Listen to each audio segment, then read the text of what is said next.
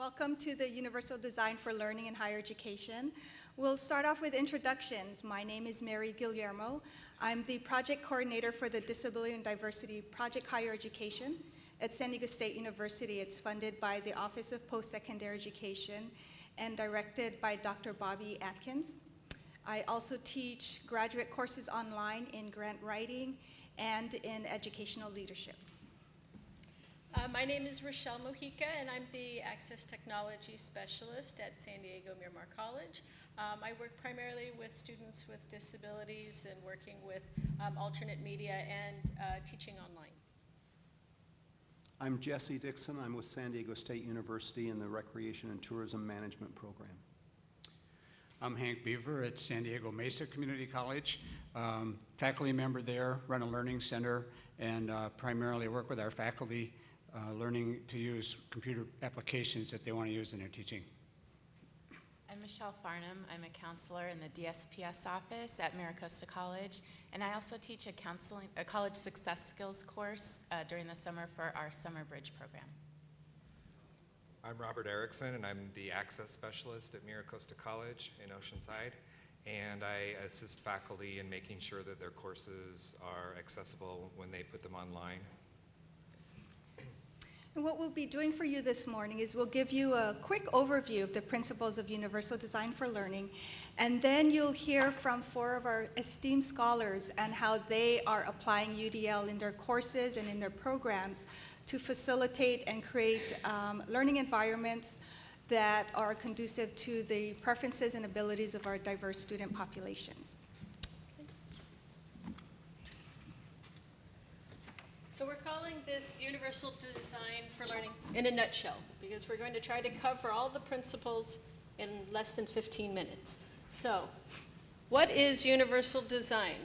Universal Design was first developed in the early 1990s by an architect named Ron Mace, and his whole focus was designing and building structures that were both aesthetically pleasing as well as usable by all people.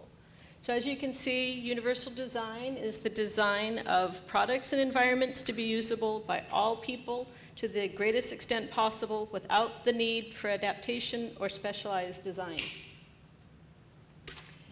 They applied the same concept that they used in architecture of universal design to the area of learning, which was creating curriculum that meets the needs of a wide range of students. Here's a little chart that kind of gives you some ideas about the differences between UD and UDL. Now, a lot of times they're used interchangeably, but they're really different. As you can see, Universal Design is focused on the physical environment, where Universal for Design for Learning is focused on the instructional environment.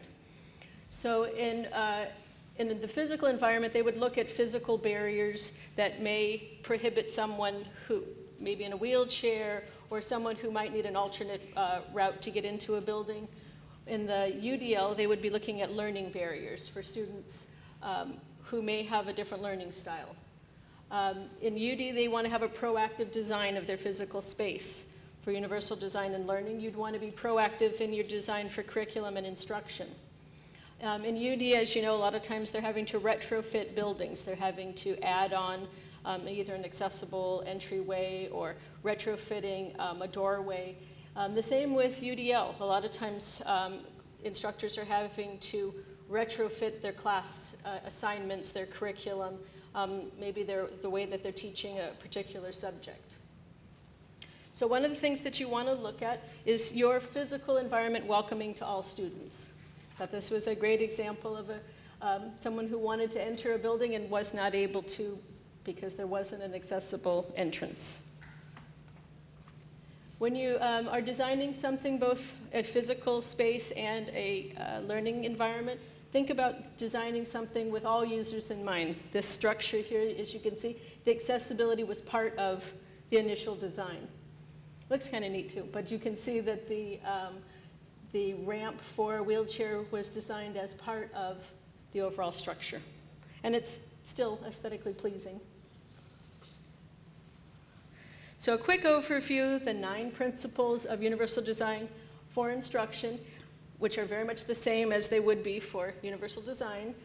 Equitable use, flexibility in use, simple intuitive use, perceptible information, tolerance for error, low physical effort, size and shape, community of learners, and instructional environment.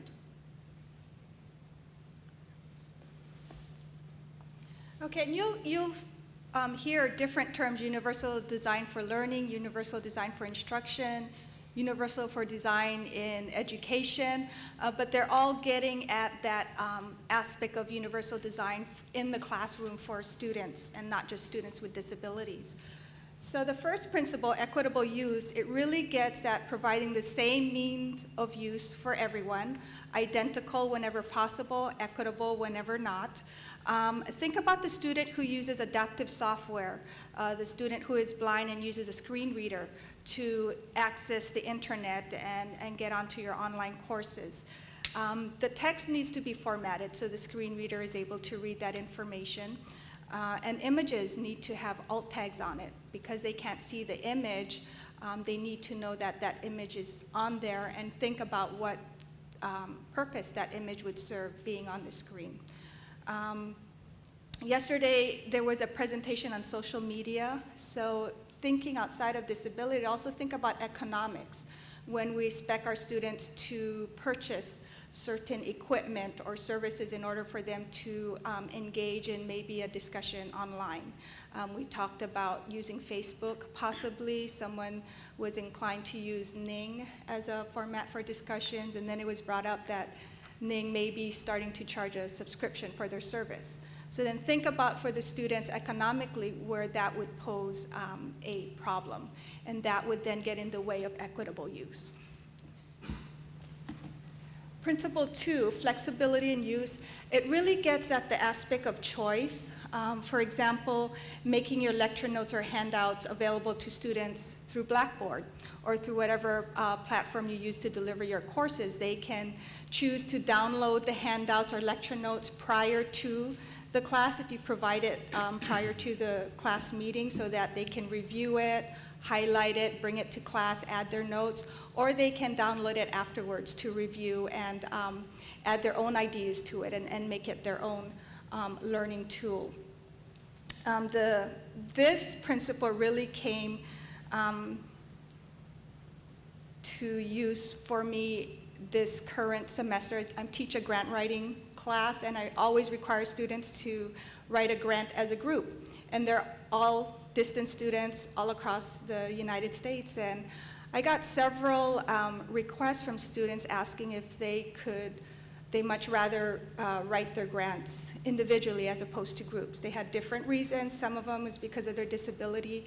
They felt that because of their disability, they would slow down the group and didn't want to be a barrier to students sticking to their timelines. And so I had to think real hard about, okay, why am I requiring them to write as a group? Is the class about learning how to write a grant as a group, or is it about learning how to write a grant? And so the students then were provided a choice if they wanted to do it individually or as a group. And it worked out. A couple of students came and said at the end they understood why I required group work, because it's a lot easier than trying to write a grant on their own. So. Principle number 3, simple and intuitive use, that the curriculum design is straightforward and predictable, and it eliminates unnecessary complexity. And the best way to get at that is providing a rubric for students so that they know what the expectations are. They're real clear in terms of what they need to do to maximize the points and succeeding in the class.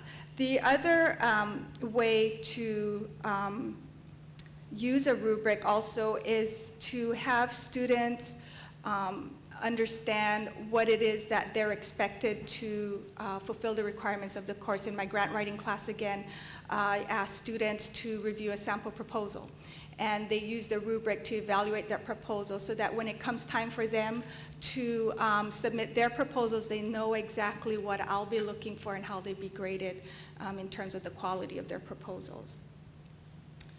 The next principle, perceptible information, that necessary information is communicated effectively to the student regardless of the student's sensory abilities. Closed captioning is real important. Not only does it reflect Principle 4 in terms of perceptible information, but it's also required by Section 508 of the Rehabilitation Act, requiring that all electronic and information and technology is accessible to students with disabilities.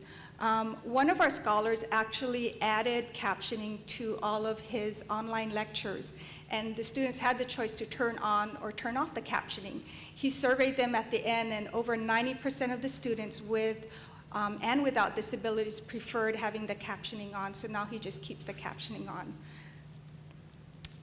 Principle 5, tolerance for error, minimize the hazards and the adverse consequences of accidental or unintended outcomes.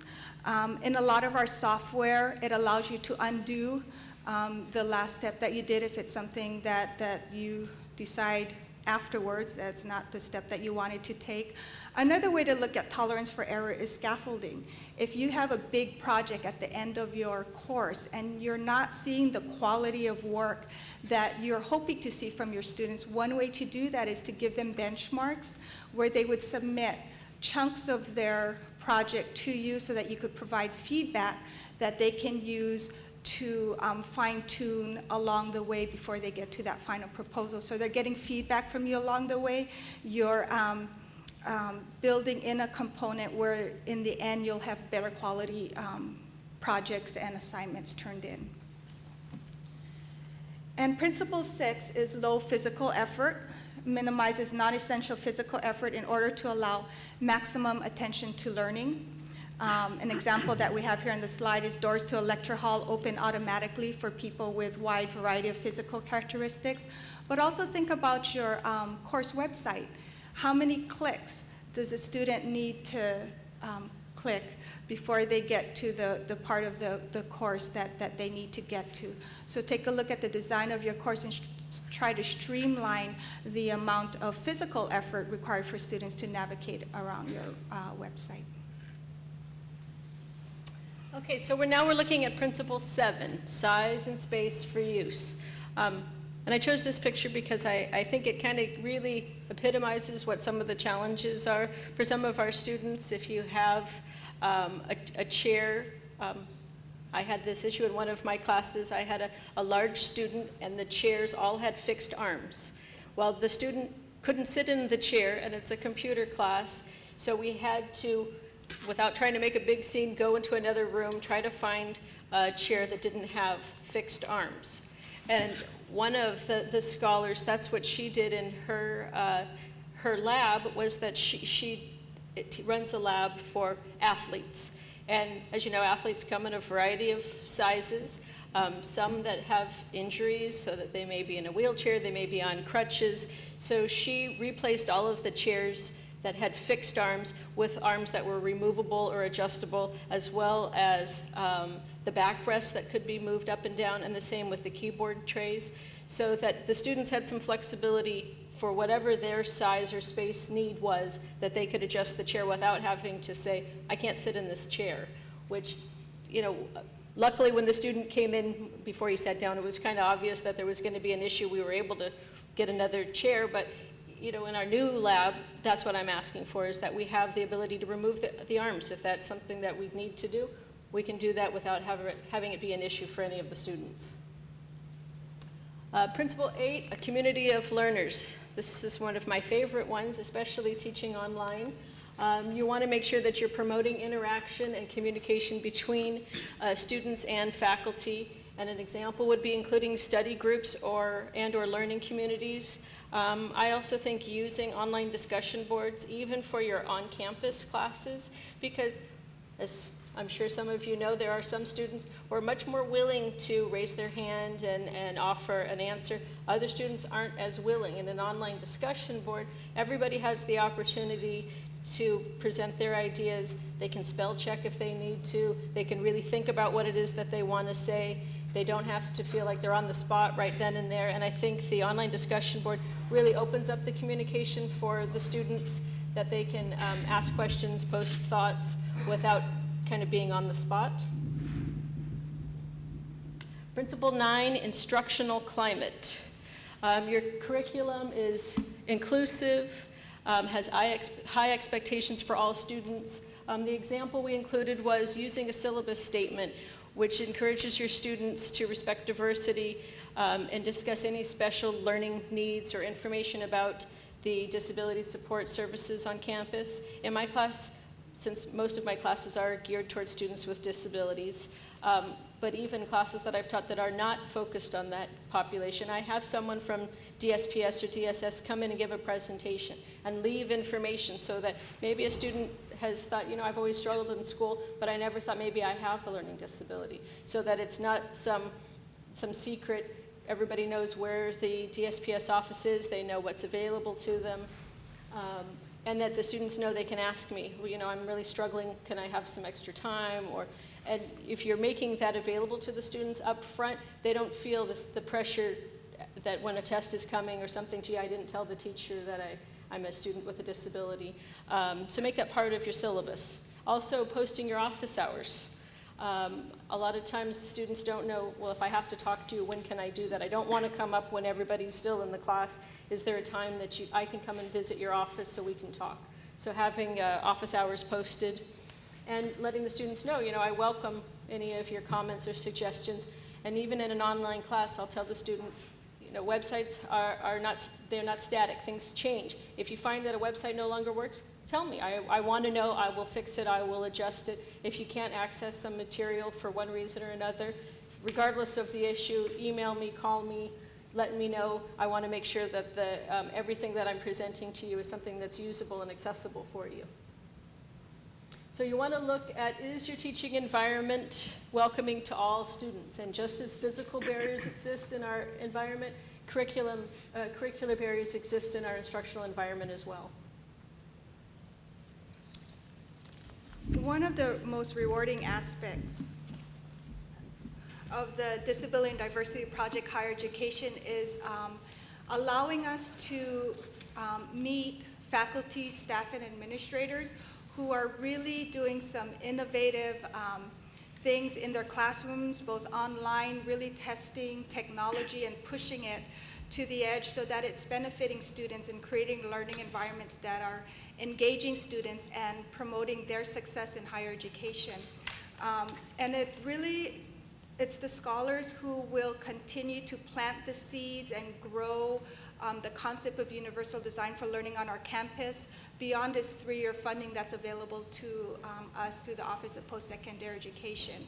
And a lot of times when we do these overviews of UDL, everybody wants, I need more specific examples. I need to know how people are applying these principles. And so today we brought 4 of our scholars who are willing to share their stories. And we also have 2 scholars in the audience as well. So with that, I'd like to segue to Jesse Dixon.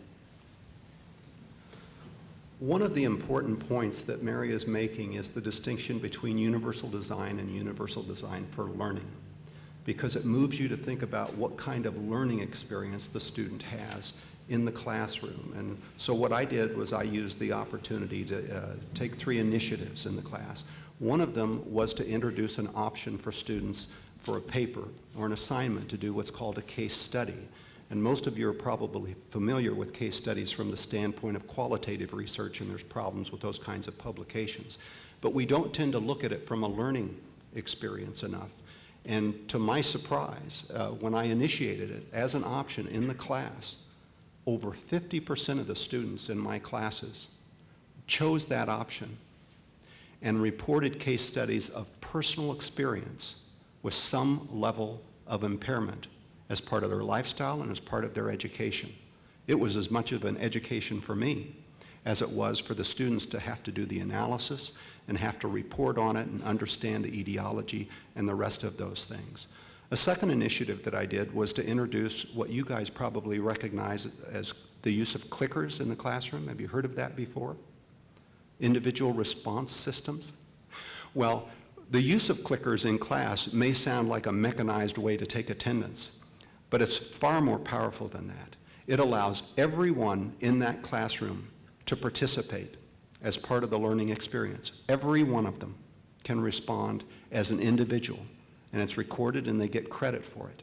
The difference is, if any of you can remember or relate to your classes that you were in college, especially the large ones, you'd have maybe 2 or 3 people talk during the entire session. And if the professor ever asks a question, you get lower in your seat and go like this, call on the person next to me.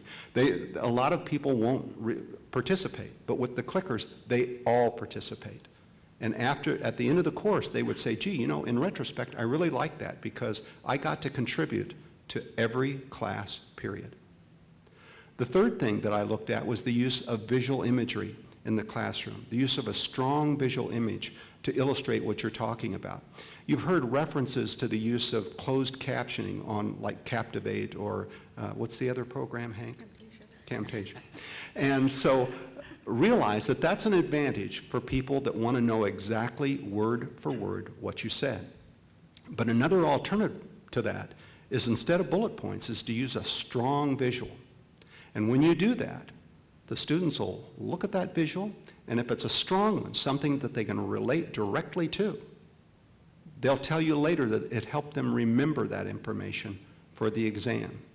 In other words, in one class I talk about topics of people with impairments and how they function in daily life and the rest of that.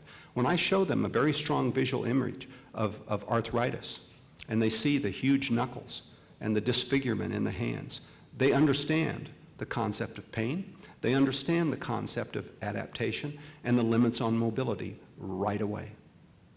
If we're talking about an issue in tourism and they can see a strong visual image of accessibility and the way the layout is set up for the park, then they now understand how to organize that event, especially if they want to get into special events. Okay. So the strong visual image is really, really powerful for people that are second language learners or people who are having processing issues. So it's something else for you to think about. From the standpoint of instruction, it means going beyond the use of bullet points, and there's books out there that will talk about toxic PowerPoint and beyond bullet points and the rest of that. If you've not looked at those resources, I would encourage you to do it because people who present professionally, they do this. They know that a very strong visual is much more memorable and easier for that person to associate with what they're learning in the classroom. So those are the things I did, and the benefits are, number one, whenever you do any kind of an operation, and this is true in tourism, but it's also true in education, what you're aiming for is advantage. In other words, if the information is much easier or accessible, that's an advantage for the students. It's also an advantage for you as an instructor. The other thing is the issue of scalability. The fact that you can extend that information out, and they can go visit that information on their own time, at a time when they prefer to learn, as a time when they have to sit in the classroom and learn. That's a different kind of learning experience. And that's what you'll find with the use of changing the accessibility standards over to the concept of instruction beyond just the accessibility of the facility. And that's basically it.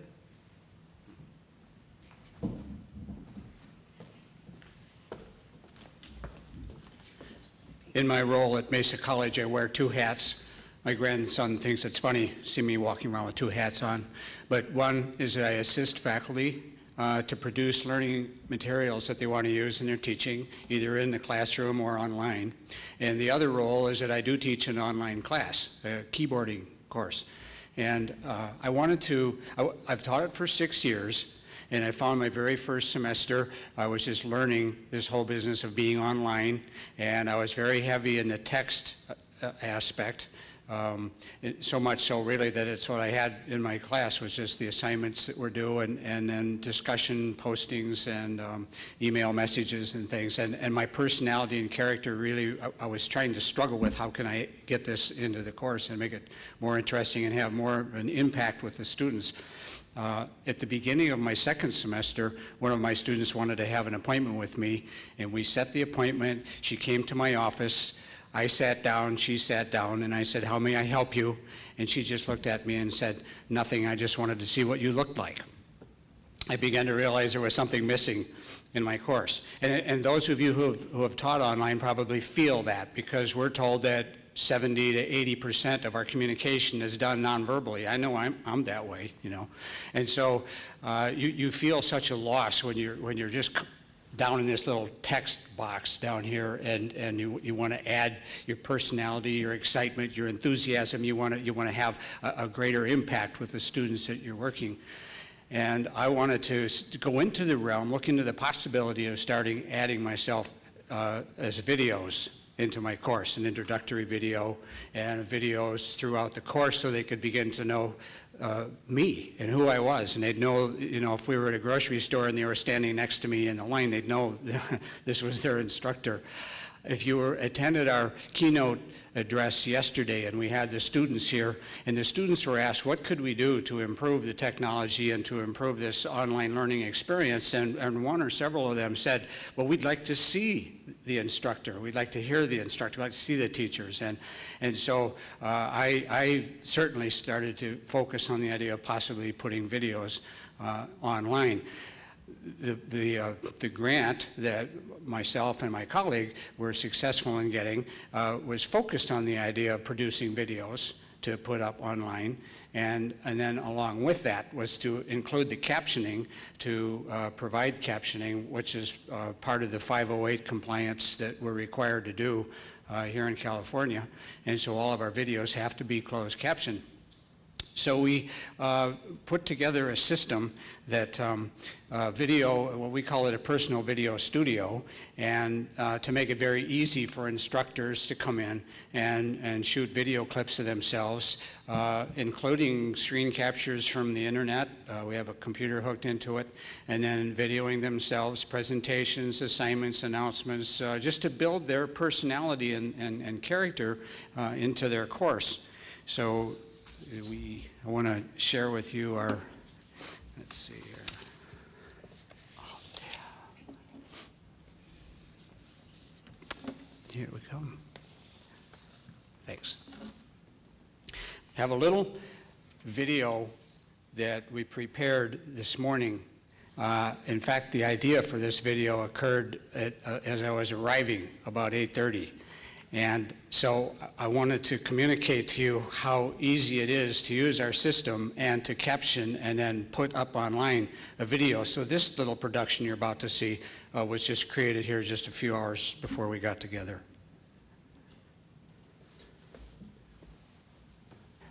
Well, here we are in R101 over in the LRC, on the ground floor of the LRC where the conference is. And we just want to share with you the personal video studio system that I was referring to, and I wanted to introduce my friend and colleague, Dave Giberson, Instructional Design Coordinator with SDCCD Online. This grant was essentially implemented by Dave and from a system that he was using at a previous institution. And so I really give him all the credit for this one, and I'm just turning this over to Dave and ask him to just share a little bit with us the system. Dave? Okay. Morning. Well, thank you, Hank. Good morning, and good morning to you all. We are, as Hank said, over in R101. We'd love to have you come by and play with our little toy here. We call this the Personal Video Studio. And as you can probably see behind us here, it's basically a desktop video studio with a live switcher into which we have several inputs. We have a computer through a scan converter going in. We have multiple cameras. We have a document camera here beside me that allows you to show books or documents, basically a high-tech overhead projector, or three-dimensional objects for that matter. More like an opaque projector. We can take all these inputs into the switcher. We can switch between them live as we're recording, and the recording is done to digital videotape on a little tape deck here. So you can create a lecture or video learning object very easily without having to do a lot of editing afterwards. It's basically a live-to-tape production. Then we can take, using the stuff we have right here, we can take the video into the computer. We can do any minor editing that might be necessary, trimming a little bit of video off either end or whatever. And then caption the video right here. We have the captioning facilities built into the system. And then from right here, put it onto the internet and make it available all in one session. And as I say, I hope you'll come over and just take a look at it and and play with it some. So we'll look forward to seeing you. So we're inviting you all to come on down.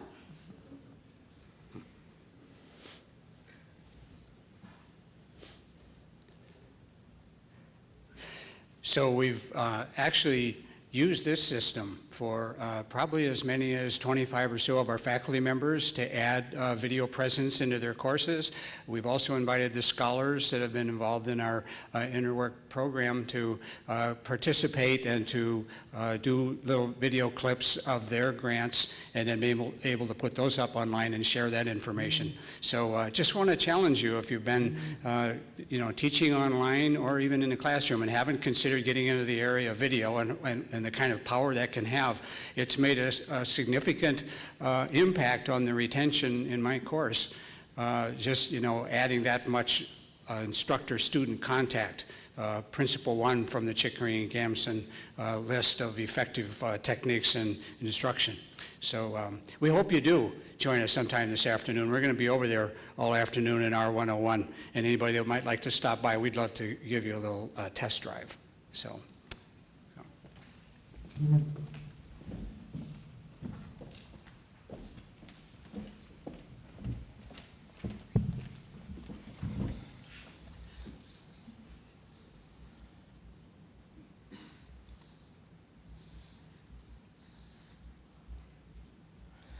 I'm Robert Erickson from Miracosta College, and I'm the access specialist there. And one of my main responsibilities is to help faculty put materials together in an accessible way. And one of my other responsibilities is to work with students with disabilities on converting their materials into alternate formats. And so my position is kind of more at the institutional level. I don't have a course where I've implemented these principles of universal design, but that was my main objective when I became a scholar, was to find a way to bring this to my campus and to apply it or implement it, get a group of instructors together to begin to implement some of these principles. I've been to Hank's studio, and I would encourage you to go check it out. That's one of the amazing things about being a scholar, is this community that you develop. And you have all these resources and all these amazing skills in other scholars and all these other examples that you can show or you can gain ideas from. My project consisted of wanting to form a learning community at Miracosta College and have a way that instructors can get together and share ideas, give each other feedback on their courses and different ways that they've implemented universal design. Kind of at like the ENACT project at Sonoma State, though we don't really have that kind of funding source, so we had to do it more on a shoestring. And I had been involved with the Diversity and Scholar Project, Disability and Diversity Project for a couple of years. I'd gone to their training sessions. I went to one that Dave Giberson gave on Camtasia, and it was amazing, and how to caption Camtasia. And then I realized that staff could be involved in the project as well. I thought it was only for instructors. And when I found that out, I was like, okay, I'm jumping in. The $1,000 incentive was nice as well, and I'm sure that we all know that our budgets are pretty tight, and to get some money for traveling. I initially started off with this huge scope. I had like everything possible I could think of as a project, and Mary helped me narrow the scope down and get more realistic. And so I did focus on the learning community project. For fall, Rochelle and I did a presentation on universal design for our faculty, and I kept trying to recruit for the scholar program, and I finally enlisted my colleague, Michelle Farnham, who decided to join, and I was very happy for that. And then for the spring semester, we had another Universal Design Flex workshop for the faculty, in which Mary and Rochelle, and we also had a scholar panel there. So I found that it's really helpful to have concrete examples of how people have implemented, and we got a lot of our faculty very interested at that point. Michelle and I became aware of a book published by Sherry Bergstaller from the University of Washington, Universal Design in Higher Education, From Principles to Practice. And we thought that that would be the core of our learning community, that we would, assign chapters to instructors to read, and then we would get together and discuss the different principles and different ideas that we had. We found immediately that there was a lot of obstacles to actually meeting face-to-face. Faculty are very busy. So we thought that if we had an online component to that people would post to a discussion board. And at MiraCosta, we have a portal that we thought we could have discussion threads and that we could continue the conversation that way. What we found out is that people were not really that interested in posting to a discussion board. So we're trying to find it. One of the things that we've learned is that we want to try to find another online learning platform, maybe Blackboard, because faculty use Blackboard, so they're more familiar with it. And recently we became aware of a tool that we want to make available to, that we want to make, that we're going to get a site license for. It's called Read Write Gold. I don't know if any of you are familiar with it, but it supports reading, writing, and study skills. It has some amazing tools in there that students can connect to based on their preferred learning style. If they prefer to hear things through the auditory or visual, or however they prefer to learn, these tools will support them. And we're forming an implementation group. And on July 9th, we're going to have our first meeting for the fall implementation of Read Write Gold. So we were able to get buy-in. Nobody has any money. DSPS has been severely hit hard by the budget cuts and everything. So we decided that we were going to go outside of DSPS. We want this to be institutional more than just siloed in DSPS. So we went out and we enlisted administrator support. We actually had demos with our deans and vice presidents, and when they saw it, they said, how much is it? And when it wasn't astronomical, it's pretty affordable for a site license, and they said, yeah, we'll each contribute some money to it. And Michelle Farnham is going to talk about how she plans to implement in her course. Okay, so the reason I became involved is working in the Disabled Students Office. Every day we're working with students to get their accommodations for the classes. And sometimes it's hard for the instructors to accept that students need accommodations, to actually help us to implement the accommodations. So, I thought if we can create, working with Robert to create a learning community to use a software such as this, the students may not actually need certain accommodations. And so if the instructors can learn how to use something, they don't even have to think about accommodations that, for some students that won't even come up. We don't have to do anything in our office. If the instruction could provide the accommodation for disabled students and for actually any other student in the class who might want to use it. So that was kind of my encouragement here to get the Scholar program going. And so working on the learning community, what we wanted to do is support the staff and faculty who are going to be using this. What we've been hearing in the conversations at other workshops is the students need support. I think faculty needs support as well. So if, what we planned on doing is meeting, I think originally it was every other month, meeting with faculty one-on-one to see how they're doing, implementing some of these principles and UDL techniques into their classroom, and then every other month we were going to provide some training of some sort. Either myself and Robert would do the training, or bring other people in as far as more professionals that may know more of what the faculty are wanting to use. So, we kind of started that, and as Robert kind of said to it, the one face-to-face didn't go so well. But what we're finding out now is that we've discovered with this Read Write Gold, we've held some trainings for faculty, what I'm going to do as part of my Scholar project is use Read, Write, Gold in my summer class, see how my students like it, see how, try to implement it in a way that's useful to myself and the students, and then share that information with, if we can get this learning community going, share it, my information on how it worked and results from the students, and hopefully encourage other faculty members to go ahead and use it as well. And then, we didn't expect this, but the faculty that have already seen the Read, Write, Gold demos that we've had, they're actually planning on, we have a couple of them are going to use it for the summer, actually before I do my implement it. And they're really rearing to go. They are like, we're having a meeting July 9th. We have 10, 15 faculty members that are ready to go to do it. So I think actually that's where our learning community is going to take off, and we can meet to talk about the Read, Write, Gold and how that's working. And then any other thing they want to become involved in, we want to be their support for them as well. So, some of the lessons we've learned are just that we need to have some concrete tool or something that we can give to our instructors, like that they can actually implement. They want very practical solutions.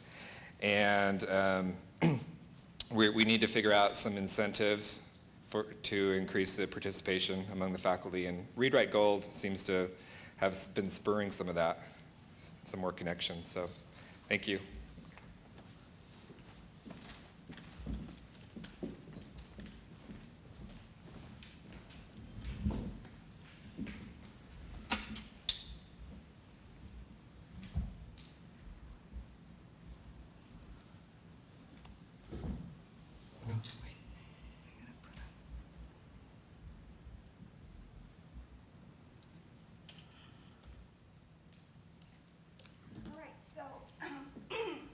Hopefully you got a sense that universal design for learning, it doesn't eliminate the need for accommodation, that we'll always have students who will need interpreters.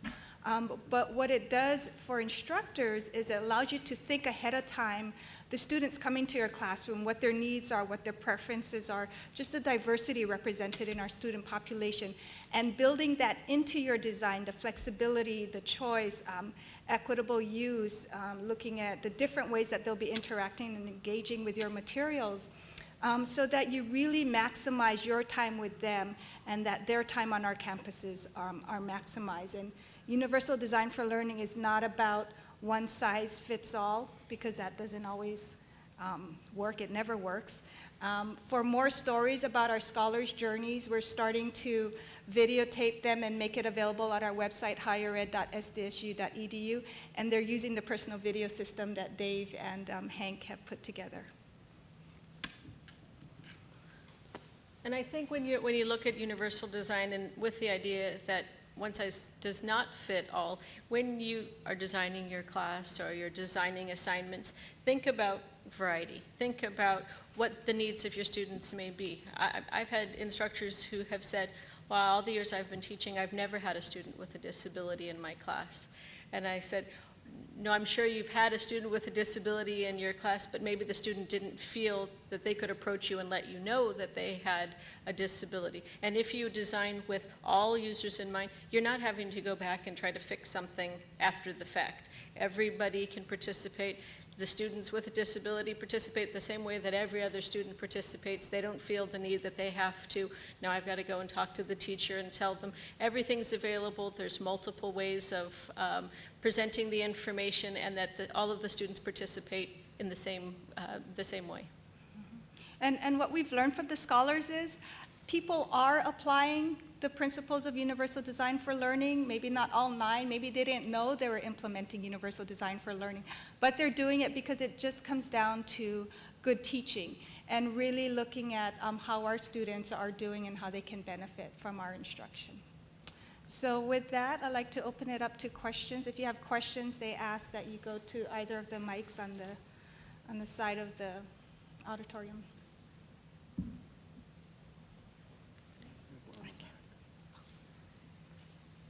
Someone in back, you want to come down to the, thank you. Hi, I have a question for Michelle, or Melissa, sorry. Michelle. It's Michelle. Oh, it is Michelle, okay. I have a question regarding the Read Write Gold. Would that be appropriate for English 101 online for a higher level student rather than maybe ESOL or developmental reading? I think it's good for actually any student. It really has it has a study skills portion to it that's really good for anybody. And depending on their learning style, if somebody's an auditory learner and they just need to hear the information instead of reading it on the computer can read it to them. And it's really easy to use. It's a simple program available to anybody, and the cost isn't too bad.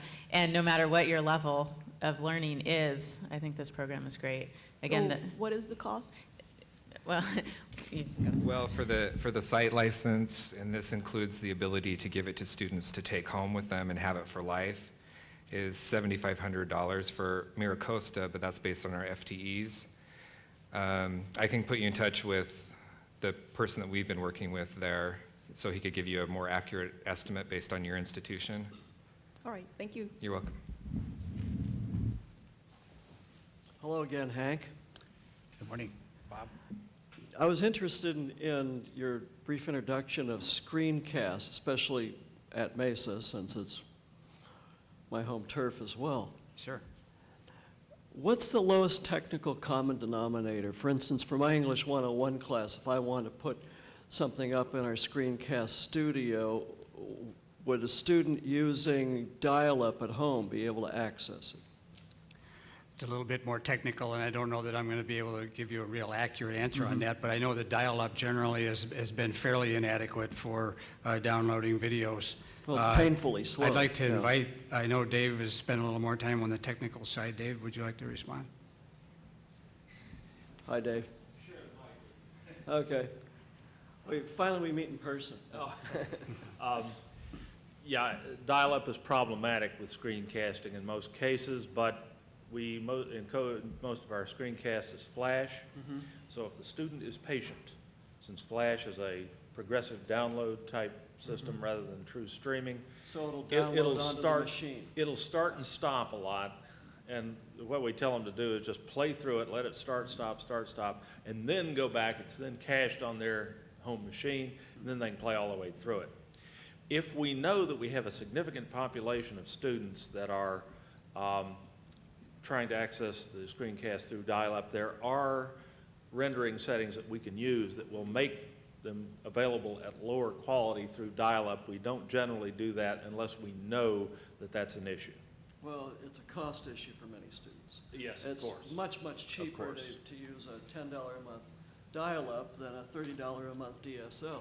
Yeah, though that gap is closing. It is close. Yeah. Thanks. Hi, Marcus Geisler, Cosumnes River College in Sacramento.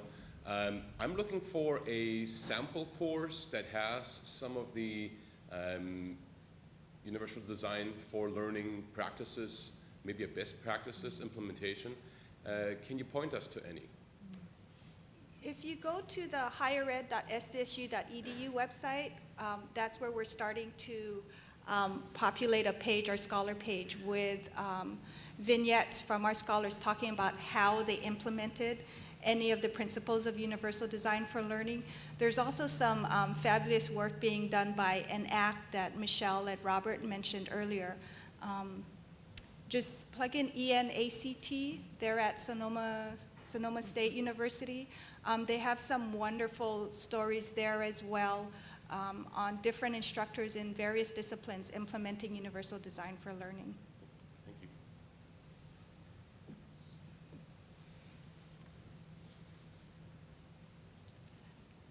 Any more questions? Thank you so much for your attention. You have our contact information on the handouts. If you have any questions afterwards, please feel free to email us. Thank you.